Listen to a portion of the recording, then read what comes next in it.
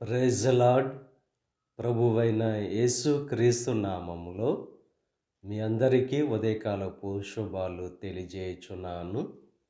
ఈరోజు దేవుడు మనకు అనుగ్రహిస్తున్న అతి శ్రేష్టమైన వాగ్దానము ద్వితీయోపదేశకాండము 16వ అధ్యాయము 15వ వచనాన్ని చదువుకుందాము.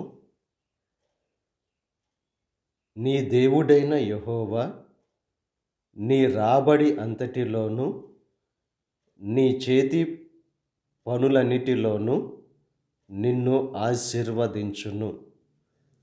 అతి శ్రేష్టమైన వాగ్దానం దేవుడు ఈరోజు మనకు అనుగ్రహిస్తున్నారు.